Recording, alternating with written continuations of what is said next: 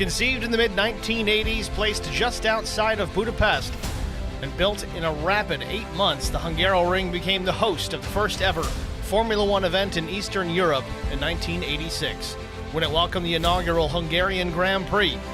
Originally, organizers had wanted a street circuit similar to Monaco.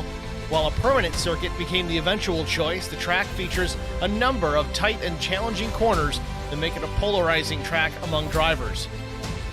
In its more than 30-year history, the track has crowned 2 Drivers' World Champions and 4 Constructors' World Champions at its events. It's also the site of numerous firsts, including 4 first-time F1 winners and the first drivers from both Hungary and Poland to compete in the series. The Hungaroring has also added various sports car, touring car, motorcycle, and open-wheel feeder series to its portfolio along the way, with a regular premier touring car event supplementing the schedule for more than a decade. Tonight, it's the 8th round of the LSR GT3 Series. It's coming up next on HBR TV.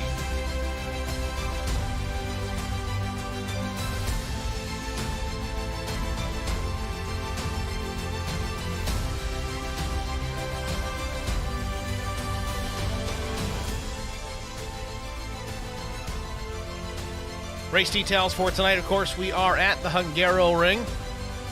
1 hour sprint here tonight. 78 degrees, 55% humidity, little bit of wind, partly cloudy skies. Again, we are on tape delay. This race was run on Monday of this week. We were not able to get it covered for everyone to see, but we are here now. Going to broadcast this one as a live tape delay. I don't know who won. I didn't watch any of the race. This is going to be new for me. If you guys didn't watch it or don't know, it'll be new for you as well. But with that, let's go down trackside and get to our starting grid for tonight's round number 8 from the Hungaroring. On the pole position from TLDR Simsport, it's the 59 of Terry Crouch with a lap time of 1 minute 44.114. Outside front row, it's the 3 of Gaston Masroni with Coando Racing. Row number 2, it's Dave Seats with Limitless Motorsports. Andrew Locke's going to start from the 4th position. 5th goes to Sean Roberts. 6th goes to IMSA driver James Vance. 7th, Alexis Mondrakia. 8th goes to David Tamira. Starting in the 9th position, it's Alfredo Tricarici. Dan Clar will start 10th. Brandon Domain rolls off from the 11th starting position. Chris Pio, 12th. Mike Piazza, 13th. Chris Goins, 14th. Leo Tucker, 15th. Nick Batista is going to start 16th. And 17th starter is going to go to another TLDR Simsport driver, Kevin Burrows. It's your starting grid for round number 8, the Lonestar Racing GT3 Series. Going green here momentarily on a short parade lap, field already rolling.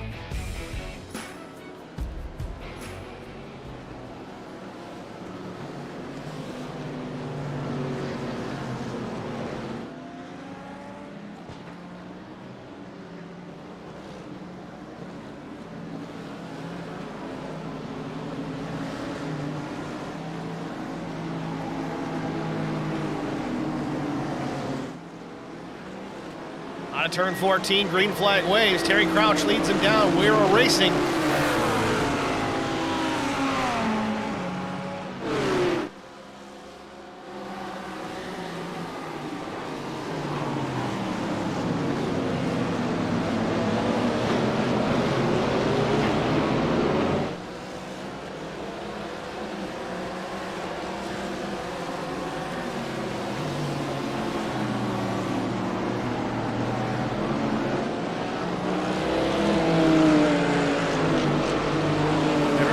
Through turns 1, 2, 3, down a short straightaway into the quick left turn number 4, and a long turn number 5.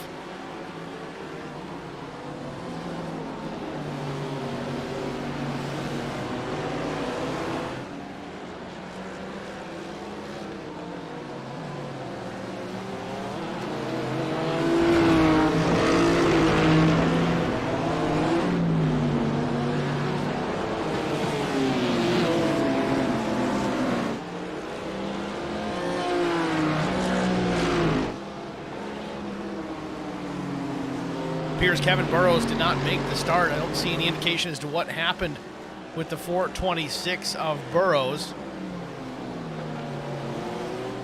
Was in the practice session.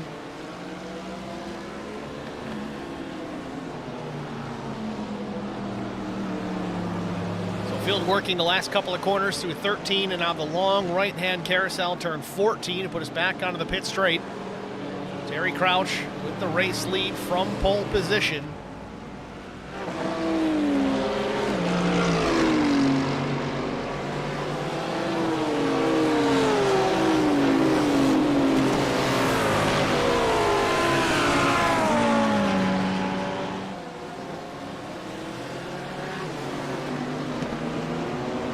Andrew Locke running in the 4th position just behind him. It looks like to be Masroni.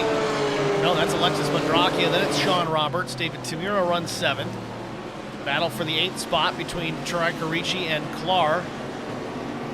Alfredo's got the spot.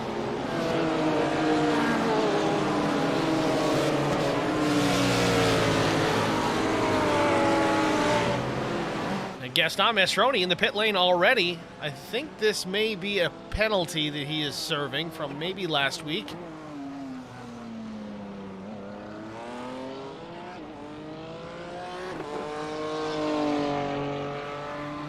Either way, Masroni's going to go to the back of the field here.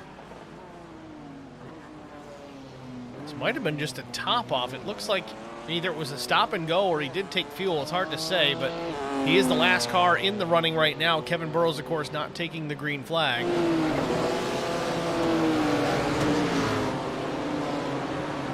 Some connection issues, looks like, with the 57 of Troy Carici. Blinking in and out. David Tamura in a BMW. You've seen a lot of these drivers have opted to change cars again this season. There were some changes made once again. The drivers were given an opportunity to switch up their car selection one more time.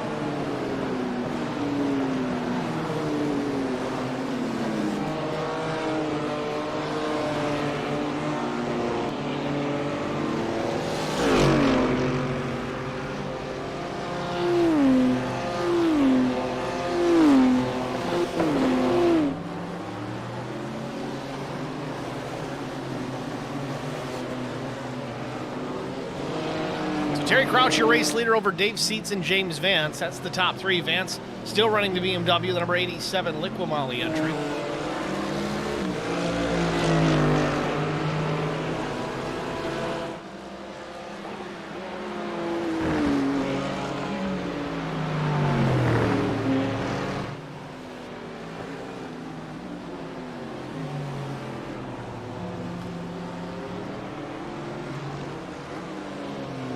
Vance is up to the 2nd position now, takes the spot away from Dave Seitz in the Mercedes.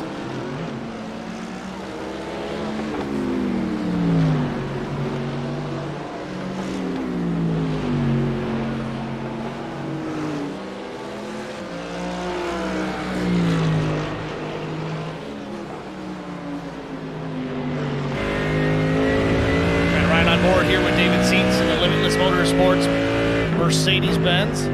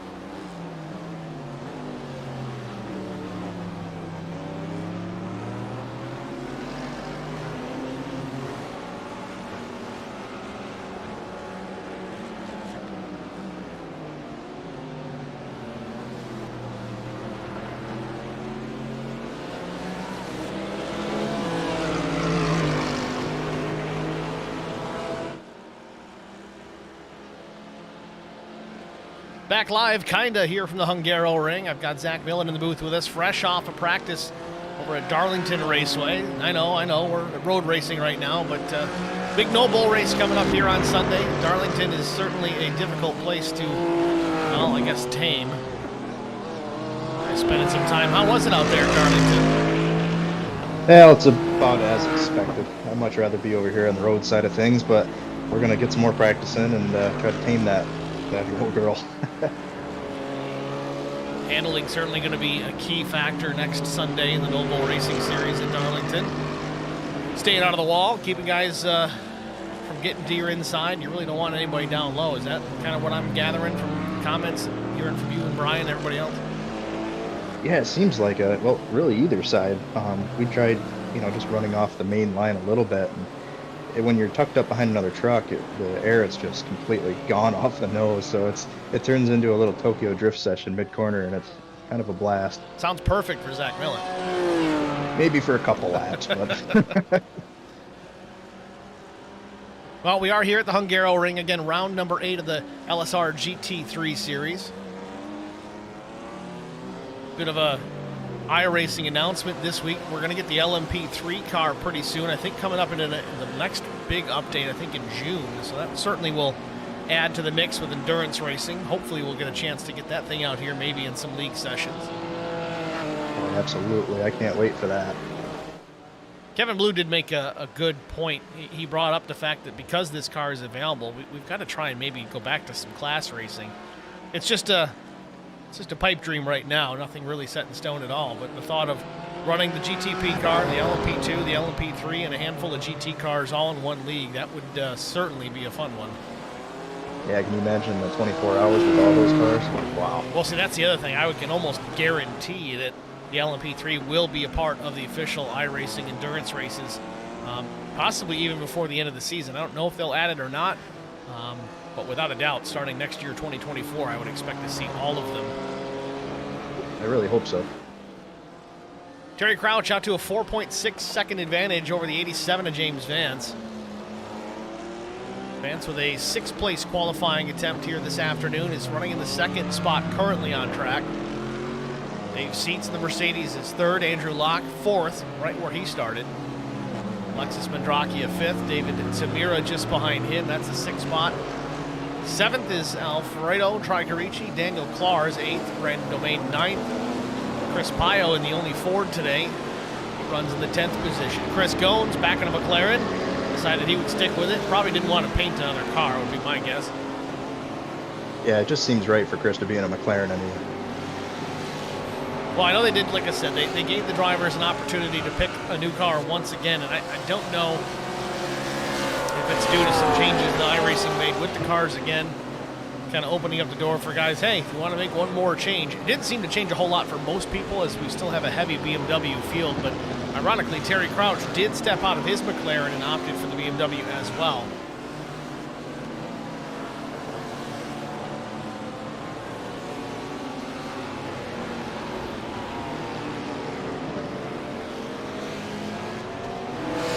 Alfredo Tricarici still running in that 7th spot, but he's in and out with connection problems.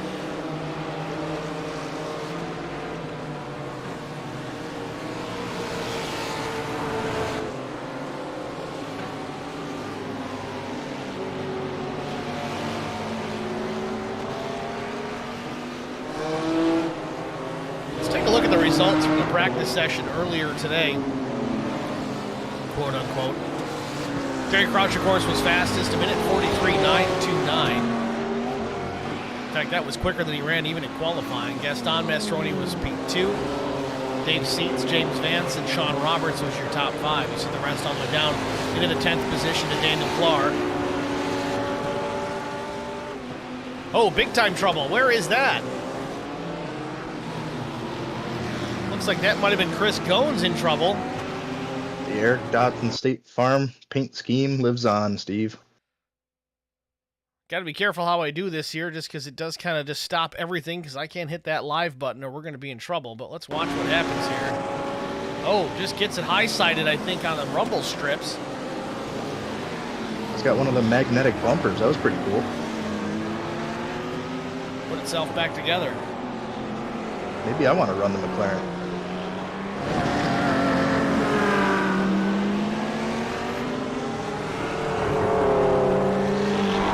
Chris Goins definitely has some damage there. He's underpowered, but slowly limping his way back. He's not going to hit the pits, though, interestingly enough. Might give this another lap and see how bad it really is.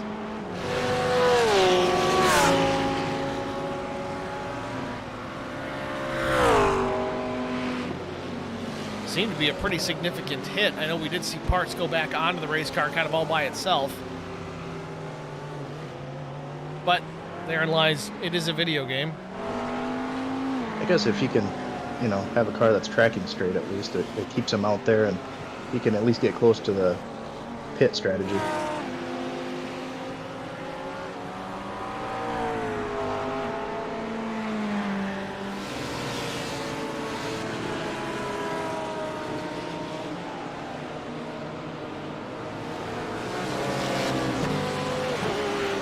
Terry Crouch still leads, to no one's surprise. Terry's been so fast all season long. It's just those wind penalties that he's received. Really, anyone who's won races that has received, it's very difficult to overcome them. He didn't win last week, so he was able to qualify on his own, start where he wanted to, which was out front. He's continuing to gap second place James Vance. It's now 6.1 seconds back to the 87.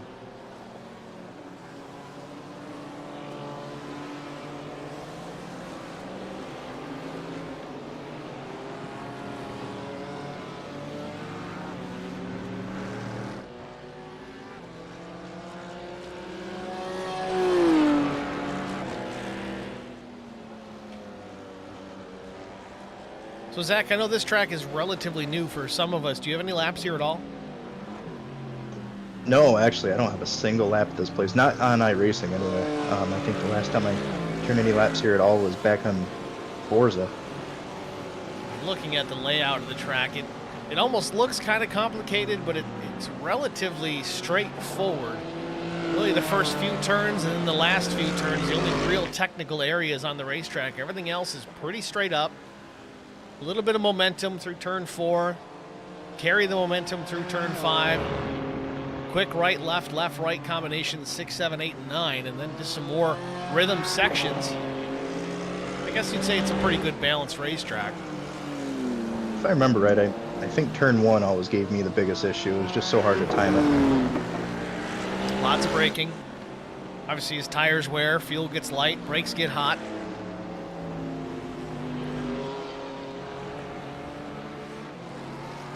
Andrew Locke going for a quick spin, it seems. A little bit of a moment out of turn 9.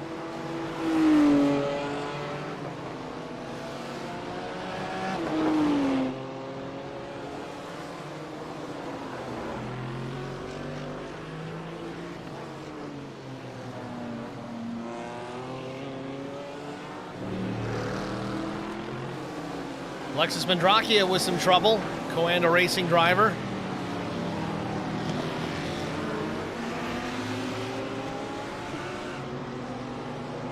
Gathers it back up, rejoins the race, runs the P13.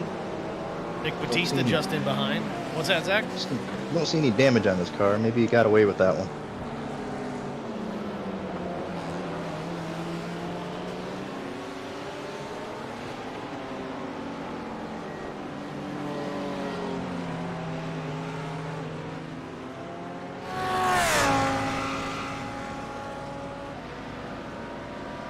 Yep, looks pretty mint.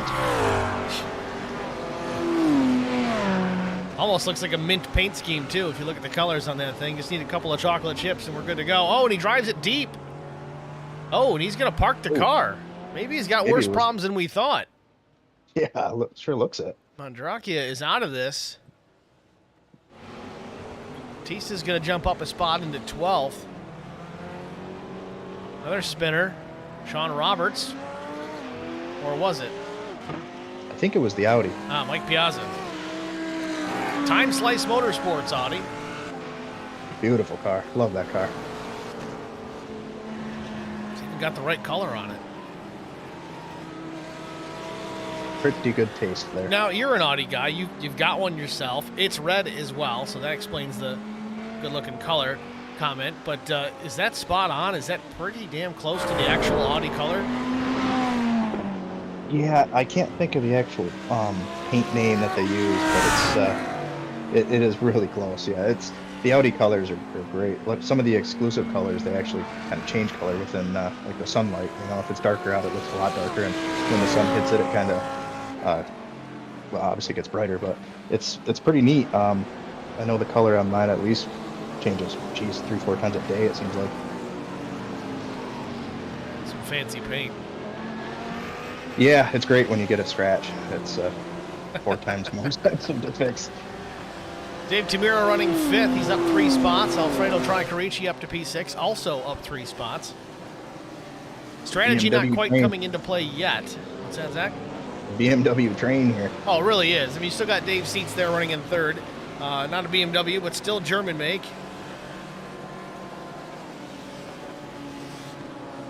So we got German cars all the way back to P8. And then we got the American Ford at 9th. And the McLaren at 10th.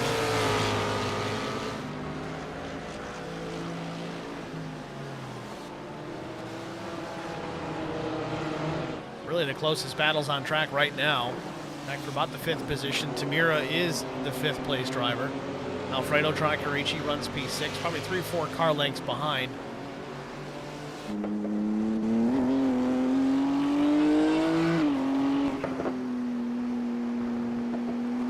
Alfredo still having connection issues. You see him, he's in and out almost every corner. That's okay for Dave Tamira as he's up in front of him. But Daniel Klaar in behind. That's a very challenging position to be in.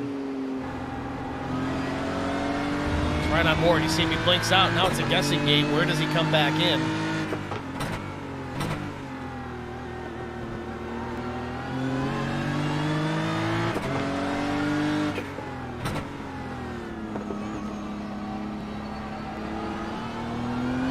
I mean, Zach, you race these things all the time, not necessarily GT3. It doesn't matter if it's road racing or otherwise, but you got a guy in front of you with that poor of a connection, blinking in and out the way that he is. I mean, what does it do to you as a driver? How do you approach the situation, especially if maybe in this situation you're faster and you can make a pass? I mean, how do you approach it? It's so risky, Steve. The worst thing, it kind of, makes you miss your marks because it's hard not to concentrate on that blinking. But even if you can ignore it to hit your marks and keep being faster, you run that risk. If you happen to get a run on him and he disappears and you are kind of, ahead of where you were and he reappears either in you or outside of you or real too close, I mean, it could be disaster for both of you. It really does seem like Daniel is being very cautious in behind of Alfredo here. Alfredo's starting to check out a little bit. It might be by design, too. Daniel says, like you just said, Zach, it can be distracting. You kind of hit your marks or miss your marks. He lets that distance kind of get between the two of them. He can just run his laps, at least be consistent.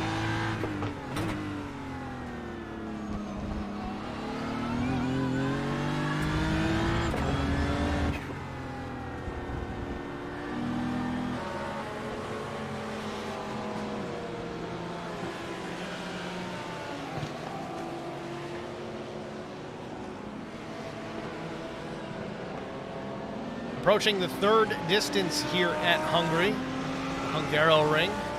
Again, round number 8 of the Lonestar Racing GT3 Series. Your race leaders, Terry Crouch over James Vance and Dave Seats. Chris Pio has jumped up a spot. P8, or has he? Looks like he has.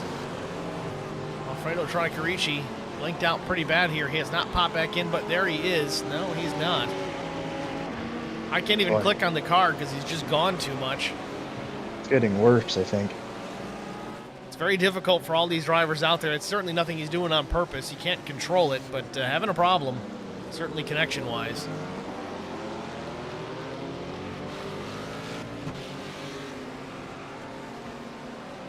Well, we're going to get out of here, take a quick break. HBR TV side-by-side break. You won't miss a minute of the action. Stay with us. We're 20 minutes in here. We'll be back after this. I met Marco Scarza when we were doing radiothons for St. Jude Children's Research Hospital. We needed sponsors to help us raise money, and he's always the first one to jump in. I would describe Marcos and his team as upstanding, someone you can trust, and he is just a genuine guy. Marcos has been very generous. He has a genuine concern for people. You need somebody that cares about you. And that's what Marcos is, and that's pretty much what this firm is. The Garza Law Firm. Let us help.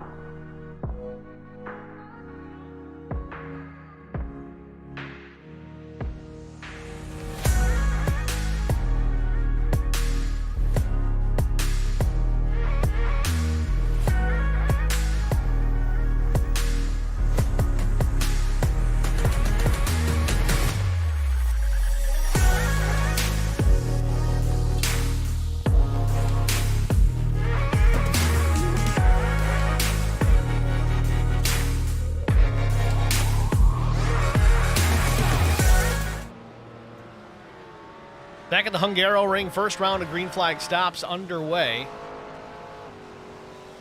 Alfredo Tricarici, Daniel Clar, Nick Batista all in the pit lane.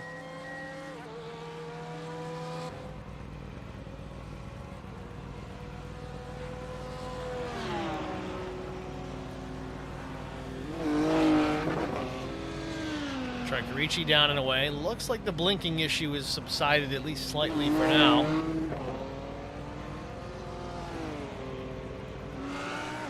And as soon as I say that, Jinxed him. Chris Pio up into the 6th spot. Terry Crouch still out in front with now 10 plus seconds on James Vance. Oh, here he comes. Terry Crouch down pit lane for the first time.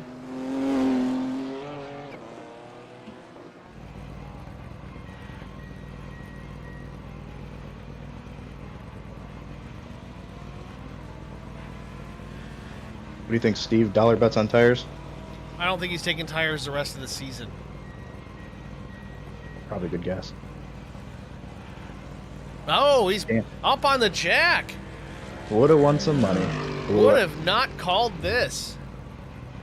Especially this early on. Maybe on the 2nd stop. I think that pretty much cements the fact that he's not going to take tires the next stop. He's just doing this for the big picture. I'm just really surprised to see him do it. Maybe it's because he realized he had the gap. Could afford to do it. I don't know. But track temperature is 100 degrees, so it's a little bit warmer than we're used to. But I wouldn't call it sweltering by any means. Very surprised to see. But either way, Terry Crouch, he's down and away. He's still leaving the pits as the race leader. I'm sorry, the 2nd place running machine. But Dave Seats, who still needs to pit, he is now your race leader, so he's going to inherit that top spot here. Vance made his pit stop as well. 6 seconds faster, but again, as we said, Terry had such a big advantage coming in. I guess he could have afforded those extra seconds on pit lane.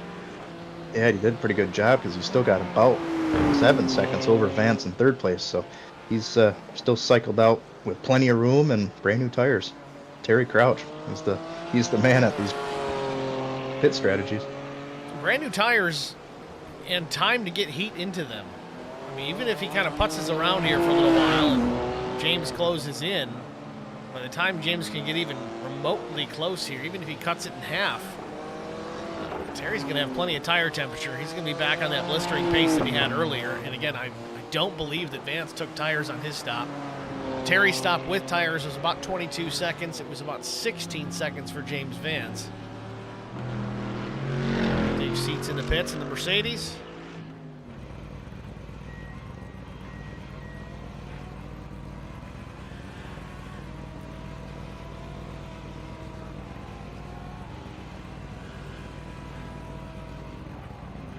Seats all over the rev limiter in pit lane.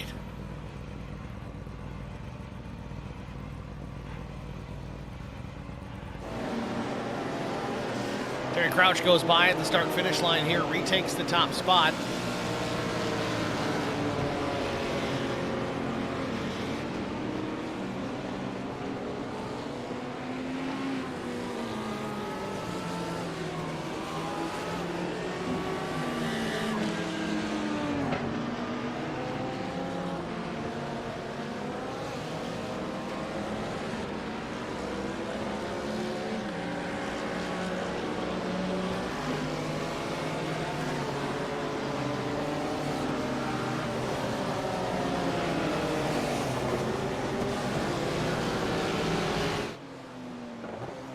So as it cycles back through, Vance is about 6.9 seconds in the rears to Terry Crouch.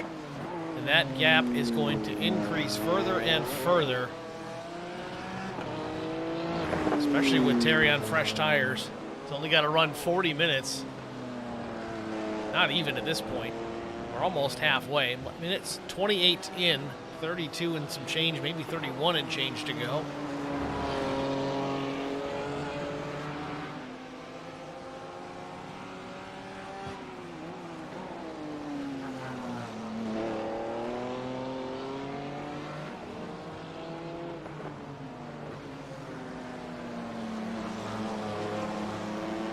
See the distance really back to James Vance, 7+ seconds, but we're talking a couple of corners here at Hungaroring. Quite the distance to make up. There's no traffic between them, so that's certainly an advantage.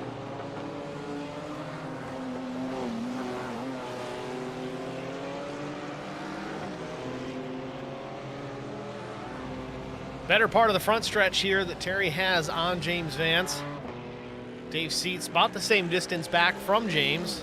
Top three separated pretty well here by about 7 seconds. Andrew Locke about equidistant back and forth as well. Same for Sean Roberts as he crosses the stripe. You can tell because you can hear that Boxer Porsche engine going down the pit straight. Such a beautiful sound. It really is. It's right on board with Sean Roberts. See how he gets around the Hungaroring.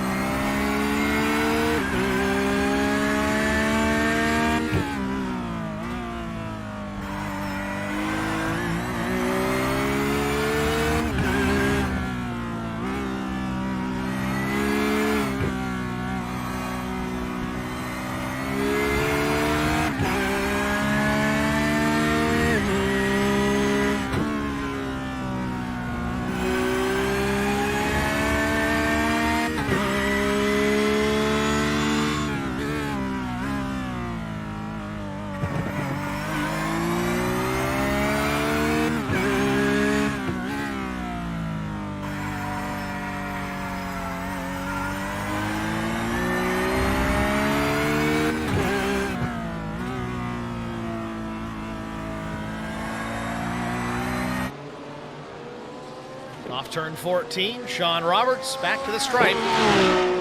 I tell you, Steve, even if that car was known to be 3, 4, 5 seconds slower than the rest of the other cars, just to listen to that sound, it would be worth running it. It's interesting because when I first got into iRacing, jumped into a sports car, the first opportunity that I had as far as my license was concerned, it's the car that I drove. And was it a great choice to start out on? No, probably not. But it was the car that Andrew Locke was driving at the time. And he's like, well, hop in the Porsche. Let's go turn some laps at the Glen and see what we can do to get you faster and all this and all that. Little did I know, the Porsche is a pretty difficult car to get a handle on. And it was a little bit faster Porsche at the time. It was the RSR. So that was when they were running GTE stuff. So no ABS. Faster car, really. What Sean Roberts is going to find is he puts more and more laps into this Porsche. If he jumps into a different GT3 car, he's going to be quick. He's running in the top 5 now in the Porsche, but it really does help your skill set across the board. Yeah, it really does.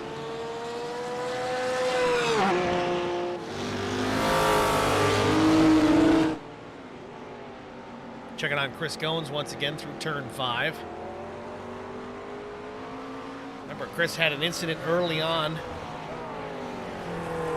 Made his pit stop, so I can only imagine he's burned a fast repair at this point, or at least some repairs. Yeah, it looks like the nose of that car is pretty mint again. Doesn't seem like there's any damage.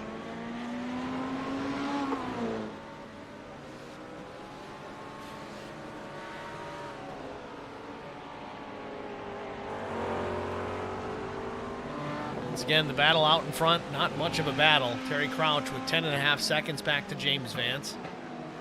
17 seconds back to Dave Seats, 23 back to Andrew Locke, and then as we saw, Sean Roberts, 31 seconds. He's putting on a clinic, Steve. And that's the thing, we've talked about the different levels of pace that we've seen Terry Crouch lay down. It could be just take care of the car, take care of the tires. It could be stay out of trouble pace. It could be quick but don't hurry. It could be alien, lightning, hair's on fire and out of cigarettes pace. He's in cruise mode right now. Scary thing is, his cruise mode is still faster than most people's full send mode. 100%. 100%. Does have the fastest lap of the day to 44.47, and his last lap was a 44.87.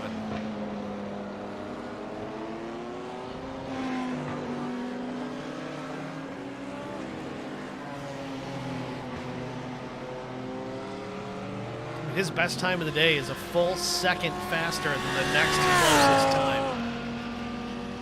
That's pretty solid. I don't know where he finds the pace. And we've talked about Terry many times, and as far as the different disciplines that he likes to race, GT3, he likes it, but it's not really his thing. Radicals, on the other hand, really his thing. Just ran a race pretty recently. I think the Sim Pit guys are running an SR8 Radical series. Pit Stop TV covering that. And they were at Spa recently. I think they had 28 cars show up, and Terry put on a clinic. Yeah, he did extremely well, as expected. Terry was nice enough to extend that invite to myself, and I'm really trying to make at least a couple of those races. If I'm off, I'm definitely going to try to make one. But yeah, there's a lot of fast guys over there, Steve. I'm telling you. And you put Terry in one of those radicals, he's insanely fast. So what day of the week is that? It is Sundays. Afternoons? I believe, yeah, it's afternoon. It's fairly early. I want to say it's around noon or maybe 1 o'clock Eastern. I might have to go play. I don't know. Yeah, it's worth it. Definitely worth it. I know there's a ton of fast guys over there, but that could be a good thing too. That certainly helps. We've talked about it so many times in other series. And, Noel Bull is one of the examples. You try to get some really fast drivers in there. The whole purpose for it is you put yourself around fast guys, some guys that are even faster than you. You usually learn a thing or two over the course of the season, and it definitely helps your game. Definitely, absolutely. Got a couple of stream chatters all of a sudden. Mike Fahey, greetings from work. Work desk, you're going to have some fancy new paints in Darlington on Sunday. And, of course, Haley chiming in, 3 o'clock in the morning in Sweden. I don't know if you just need an Ambien or what, Haley, but we do appreciate you coming in here so late every time. Says, hi, everyone. I don't know how long I can watch, but I always enjoy it. We enjoy having you. We're going to have at least one stream chatter just about every race. Haley, I'm telling you, if HBR TV ever comes out with energy drinks, you're getting a whole pallet for free. Careful. Note to self, do not manufacture energy drinks. Too late. I'm excited to see those paint schemes by Mike. There's already a bunch. I mean, there's a bunch in the Noel Bowl chat already. Chris Goins, I think he did 4 of them. You've got one coming. Let's see, Alfie Charon's got one done. HBR guy's got a bunch done. It's going to be fun to watch.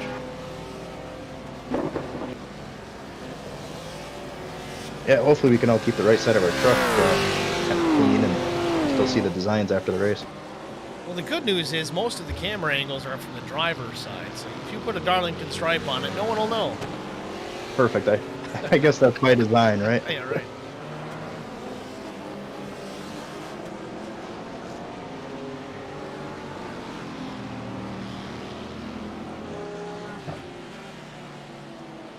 Dave Tamira running in the 6th spot. Alfredo Tricarici just a couple of seconds back, still having his connection issues.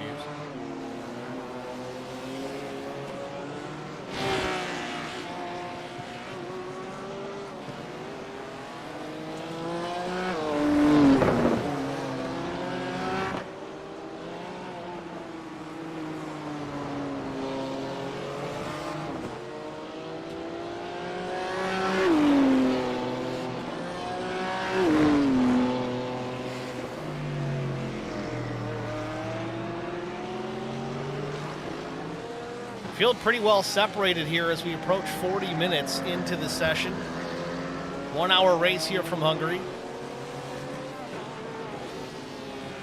Positions pretty well locked in for now. Closest battle really on the track right now looks like Chris Pio, Brandon Domain, Daniel Klar. These three all nice and tight together. That's for 8th, 9th, and 10th.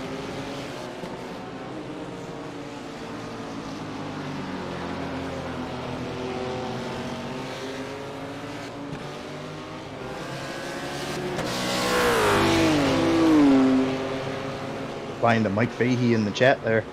Yeah, I've got a really old. I wish I could remember what year this thing was. 2006, I believe. 2006. Kind of scary that thing's really old. Robbie Gordon, singular truck. I mean, it was his car. It was a cup car, right, Steve? Yes, it was when he drove for Childress. So that's gonna be, it's pretty sweet on a truck too. I'm pumped to run it.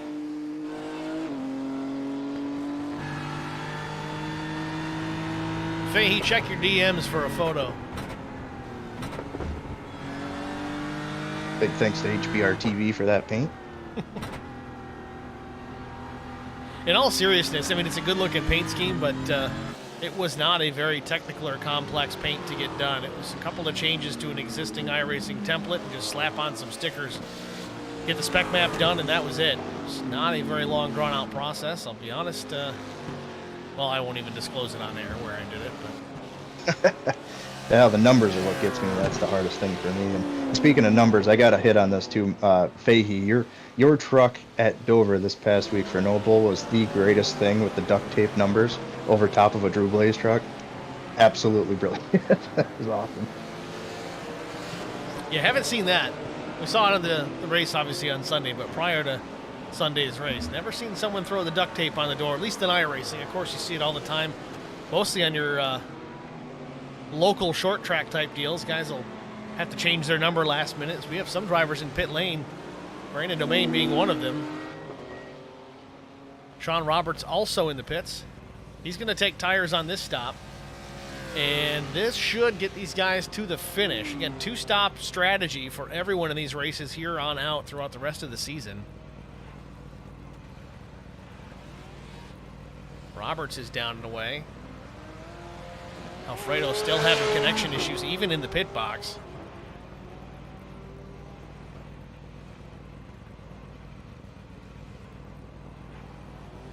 Mike Fahey says, leave it to Zach to have a dang Robbie Gordon paint.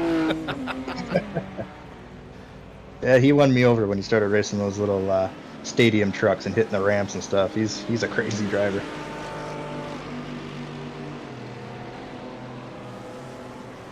Well, it's funny how we kind of got there. I suggested we do an old Caterpillar Jeff Burton. So mainly because of the 315, you got the 31, so kind of pick something like that. You just got to add one number, blah, blah, blah. But then we're like, well, some of these designs are a little rough and hard to do, so let's make it easy and just go with this one. Definitely turned out good. So 41 minutes in here. We're late for an HBR TV side-by-side. We're going to jump out and get our final HBR TV side-by-side break out of the way. Stay with us. We'll be back after this. I met Marco Scarza when we were doing radiothons for St. Jude Children's Research Hospital. We needed sponsors to help us raise money, and he's always the first one to jump in. I would describe Marcos and his team as upstanding, someone you can trust, and he is just a genuine guy. Marcos has been very generous. He has a genuine concern for people. You need somebody that cares about you. And that's what Marcos is, and that's pretty much what this firm is. The Garza Law Firm. Let us help.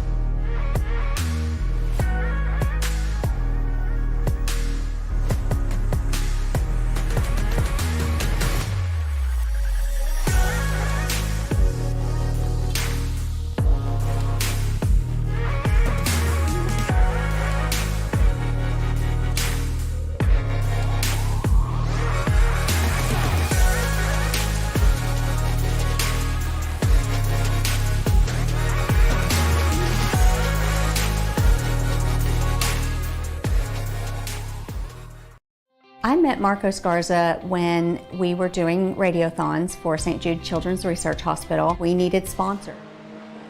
Back at the Hungaroring, round 8, Lonestar Racing GT3 Series. Terry Crouch, still your race leader. 12.1 seconds back to James Vance. 22 seconds to Seats and 29 seconds to Andrew Locke, who's jumped up into the 4th spot. Andrew started 4th. He's still running 4th. Consistency is good, but I'm sure Andrew would like to be able to move forward. Teammates with James Vance.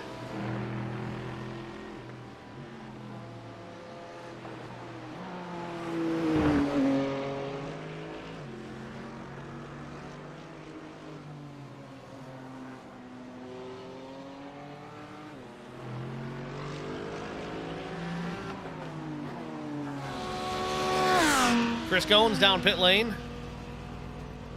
Pretty late stop. Remember, though, he did have that incident early on in the event. I don't know if he was just able to stretch the fuel that much longer because of it, but he's just topping off. Splash and go for Chris Goins. Yeah, I'm thinking we're going to see a lot of the splash and goes here for the second stop. But a lot of those second stops, they started to happen right around the 40-minute mark. We're on lap 26. Yeah, we still got a lot of the top 10. 7 cars at least that have not hit pit lane for that final time. So, Zach, I think you're 100% right. I think splash and go. Just enough fuel to get them to the finish is all we're going to see.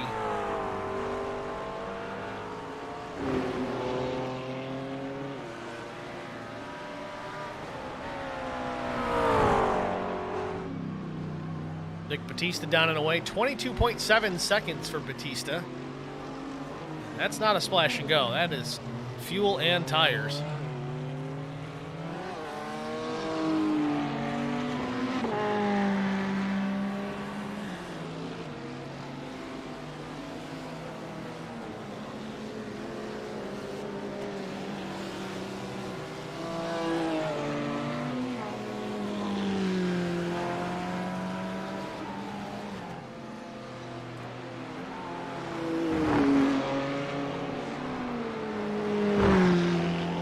Batista runs in the 12th spot after the pit stop. See if you can improve that position. If everybody else starts to cycle on down pit lane, it seems that a few drivers that are in front of him have already stopped. The only drivers not to have pit so far comparative to him are in the top 7, so not likely to leapfrog anybody from where he's running currently, but you never know. Stranger things have happened. Terry Crouch stays out again here. Going to put 48 minutes on the board. 12 minutes remain. And James Vance 13 seconds back. I just don't see, strategy-wise, that James can really do anything here. Vance is in pit lane, though. We'll see what he does. I can almost guarantee it's going to be fuel only.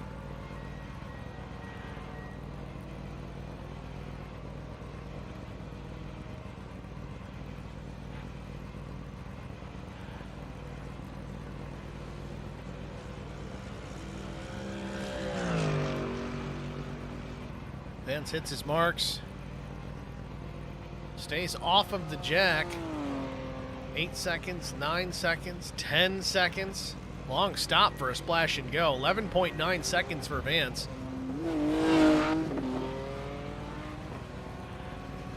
Does it seem excessive, Zach? It does. It makes you wonder how much he took the first time for gas. I mean, that's the problem. We don't really know what he did that last stop. Chris Goins, though, he was in his pit box. Let's go look at it here. It was 7.9 seconds, not even. James Vance, 11.9. Well, I guess it's not a huge discrepancy, I guess. Maybe we just got to Chris a little bit late in the pit stop. But so now it's Terry Crouch, Dave Seats, Andrew Locke up into the 3rd spot. James Vance running 4th after his pit stop. 42 seconds in the rears from Terry Crouch. Just got to keep an eye on it. See what Terry does here. Barring a mistake, again, with just over 10 minutes remaining, this is going to be Terry's race. Yeah, he's run a pretty much picture-perfect race so far, hitting his marks every lap. It's hard to beat. Hard to guard, as they say. Just beautiful entry down into turn 1. Again, he's taking his time. He's taking care of the car, not beating it up, but he's still driving a beautiful line around this race course. Safe, too. You can see he keeps the right sides off the rumble strips. Yeah, I mean, if you want to be aggressive, you can certainly use the rumble strip on entry. I mean, more often than not, I will get right to the outer edge of that rumble strip with the left side tires, at least in that particular corner, before I start my turn in. The problem is, if you go an inch over, A, you run the risk of an off track. B, you run the risk of locking up that left rear as you start to turn into the corner. So, Zach, as you said, it's safe, quote unquote. He's still turning some very quick laps. But he's not putting the car at risk. He's just going to try and get this thing home here. He's got a very healthy advantage back to James Vance. He will still need to make one more pit stop. Of course, as we say that, he runs super wide out of that corner. Yep. Turn 10, you can get away with it. The curbing there isn't really curbing it so much as it's just flat. And it's paved runoff. There's no grass to the left of that curb.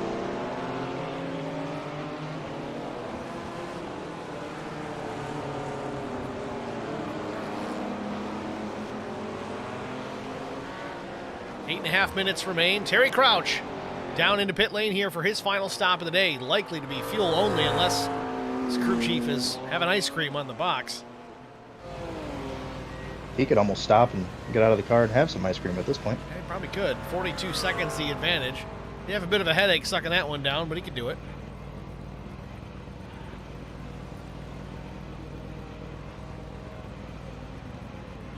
I won't say it's been a perfectly flawless afternoon for Terry Crouch. He does have about 9 off tracks, but again, that could be incurred just simply by going a little bit wide on exit of a corner. 7.87 seconds for Crouch in the pits. Much quicker on the pit stop than James Vance. Vance was 11.93, so you can see the difference there. Terry usually spends the time working on the pit strategy, working out the numbers with the fuel every race, trying to get it down to that last liter. Some guys rely on their sim software to do it, which is also usually pretty accurate as well. You can dial in, a cushion if you so choose, but some of these guys are more aggressive about it. I think Terry's one of them. A lot of times he'll barely have enough fuel to get back around post-race.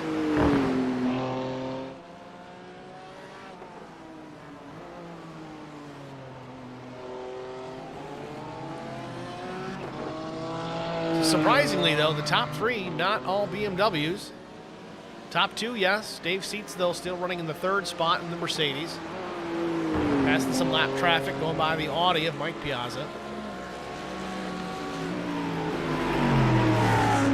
Terry Crouch in the stream chat says 9 off tracks. That was a 0x race.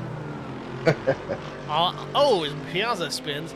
All I can tell you, Terry, is what the system tells me, and the system pulls that information from iRacing and then puts it into my timing.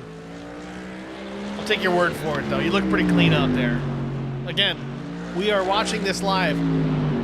If you won this race, I don't want to hear it until it's over. I'm going to assume that you've got this thing locked up here with a 20-second advantage over James Vance with just about 6 minutes remaining.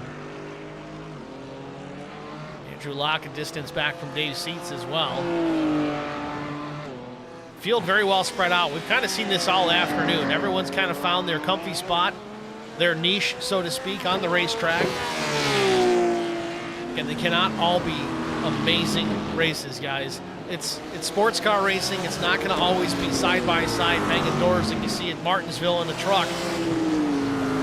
Sports car racing. There's a lot of more strategy involved. There's some planning. Yes, these guys do drive race cars. Yes, they will come into play and fight each other, as we see Chris Tamira, Dave Tamira, Chris Pio, Daniel Clark. These 3 have been close together all race long. They've been battling back and forth for position.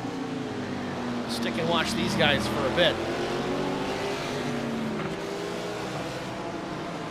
But you certainly can appreciate the talent that comes into this GT3 Series with Lonestar Racing. It's grown significantly in just a couple of seasons. I mean, hell, season 1, I won a championship, so if I can do it, there's no way I can go out here and compete with half these guys. These guys are so fast. I mean, Andrew Locke in a GT3 car, I can barely keep up with him, so I go from a championship to I'd be lucky if I'm top 5 each week. That's how much this league has improved in just a couple of seasons.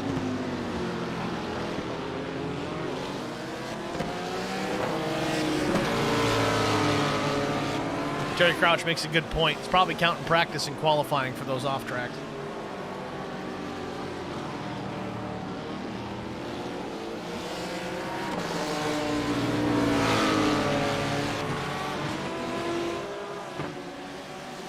Still the battle on the track here.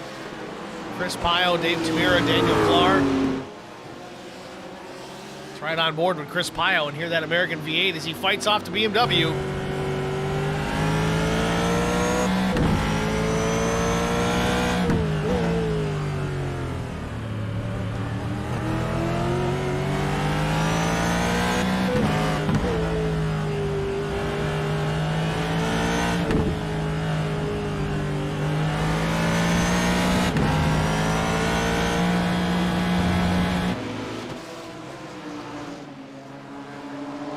James Vance has slipped to the third spot here. Not sure what has happened. He's just in front of Andrew Locke.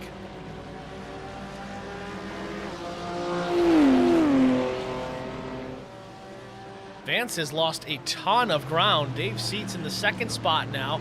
28 seconds back from Terry Crouch still, but Vance went from P2 to third. Yeah, there must have been a spin there or something. Lost a ton of ground. Again, I can't go back to it. For whatever reason, it's not sending me that data, and even if I could pull it up, as soon as I hit live, the race is over.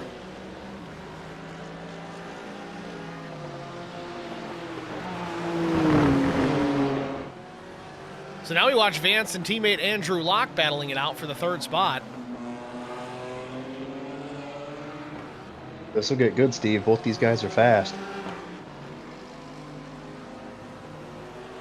I was on the phone with both of these guys yesterday talking about a few iRacing related things, and all Vance would say, because I told him not to tell me much, was that he managed to do something really, really dumb. Oh, no. Now, I don't know if we already missed it or if it's still to happen, but you can tell he is pushing that car hard right now, trying to stay in front of teammate Andrew Locke. So we will stay with this battle as it continues. Terry Crouch out in front, 29 seconds the advantage, 2.5 minutes remaining from Hungary. Crouch up through turns 2 and 3 right now. These guys battling through the final couple of corners, 13 and then 14. Right on board with Andrew Locke in behind teammate James Vance out of 14. Back to the front stretch here. 2 minutes remaining.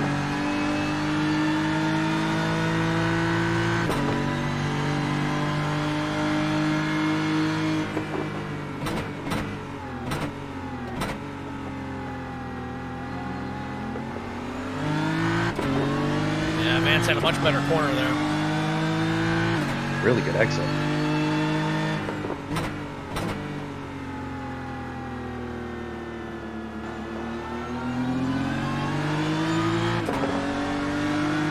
Tell you, he's using all of that curb. Haley taking off. Have a good night. Weekend soon. We'll see you Sunday.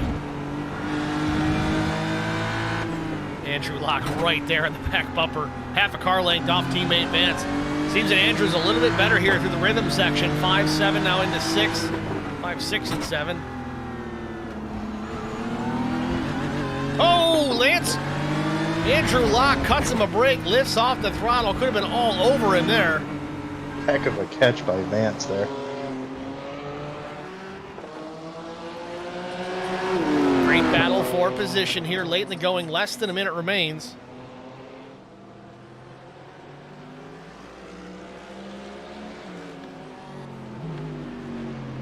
Terry Crouch has taken the white flag.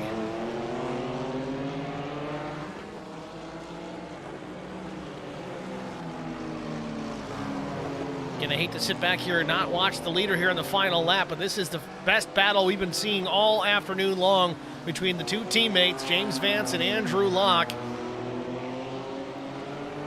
Out of turn 14. Looks like he's fighting the car a little bit in the middle of every corner. It looks like it's wiggling back and forth on him. Seems to the final stop, and Andrew takes a look to the inside, down into turn number 1. Nothing doing there. Tucks back in behind, trying to get in the mirror of James Vance, maybe to force a mistake. Terry Crouch through turn 10 and then 11. We'll stick with this here for a moment. See how this develops.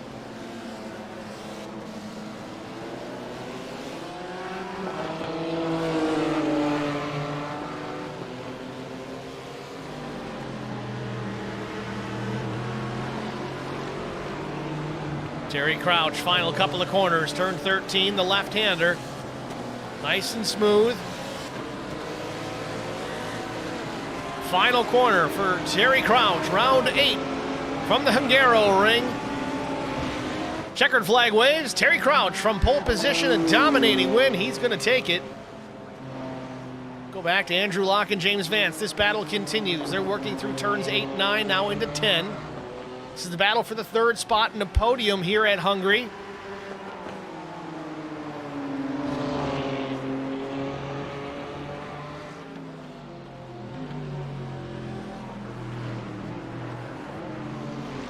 Locke takes a look, goes by on the inside.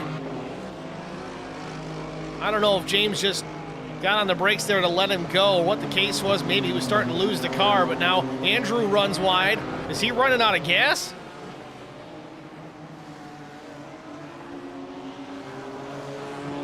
Turn 14, final lap. Andrew Locke and James Vance switch positions, coming to the stripe. Locke's going to take P3. Almost wads it up on the front stretch. Oh, it's not done. Meanwhile, Terry Crouch on the cool down lap. Well, I'm glad we had some late race excitement between teammates James Vance and Andrew Locke. Certainly glad they were able to battle it out safely without causing too many problems with each other.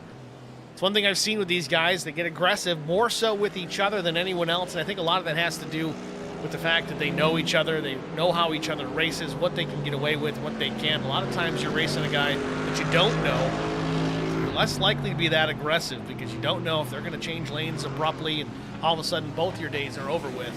It's not the case with those two.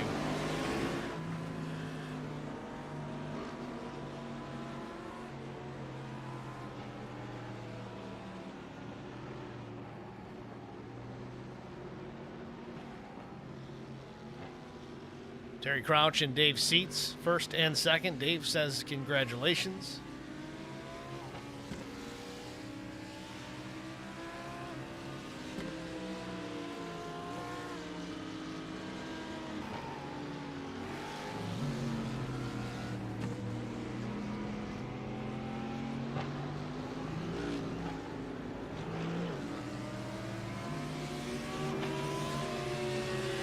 Just going to pull it down pit lane here, so that's going to wrap it up from the Hungaroring. Let's take a look at our race results. Of course, Terry Crouch, your race winner. Second was Dave Seats. Third place finisher was Andrew Locke. Thrilling battle between himself and teammate James Vance. Vance ends up 4th place. 5th place finisher, the Porsche of Sean Roberts. David Tamura brought it home in the 6th position. Chris Pio was 7th. Brandon Domain finished P8. Daniel Clark was 9th. 10th finisher was Alfredo Tricarici. Glad that he was able to get through this thing without completely having a packet loss issue and getting out of it. 11th was Chris Goins after an early incident, battled back, was able to finish this race. 12th was Leo Tucker. Nick Batista was 13th. Mike Piazza had his share of issues as well, was 14th. Alex Mandracchia 15th. Gaston Mesroni, not sure what happened with the 32 laps down, out of this one really early, finishes P16. Kevin Burrows unable to take the green flag. 17th, 34 laps down. Thank you guys all for tuning in tonight. I know we were on a tape delay. It's not an ideal situation. We want to get all these things out of the way live, but unfortunately there are some nights where I'm not home. Got to travel for the day job. Got to pay some other bills with that, but we try our best to get these tape delays done and in. I don't like to watch them so that we can call them effectively live. At least it's live to us here at HBR TV, and those of you that didn't tune in, it's a live race for you guys as well. Terry Crouch confirming it. Gaston had an issue hard on lap 1. We missed that. Again, kind of subject to our tape delay issue. But nonetheless, guys, I do appreciate it. Thank you for tuning in on an off night for GT3. If you haven't already done it, check us out on the website, hbrtv1.com. It's really basic. It's got a logo and a couple of hot links for Facebook and YouTube. Please click both of them. Follow, like, share, and subscribe to both. Turn on the notifications. Certainly helps get the channel viewed across different audiences, and different eyeballs get to see HBR TV, and certainly different eyeballs get to see this league. Maybe they want to come by and turn some laps in the GT3 Series, or just watch the broadcast like Haley does every week. Either way, it's all good. Certainly do appreciate that. Again, thanks for watching, everybody. We will be back live on Sunday for the Noble Racing Series, 8 p.m. in the East at Darlington. Final race of the regular season with throwback paint schemes. I can't wait. Zach, thanks for jumping in here. I know there was a Road to Pro race you could have run tonight. You opted to be up here in the booth with us here at HBR TV. Always appreciate the help, man. Heck yeah, man. I never want to miss these broadcasted races. These are a blast to call, and it's always fun to hang out and watch them racing with you. Do appreciate it, and hopefully we'll see you back here Monday. Absolutely. Thanks for watching, everybody. Have a good rest of the night.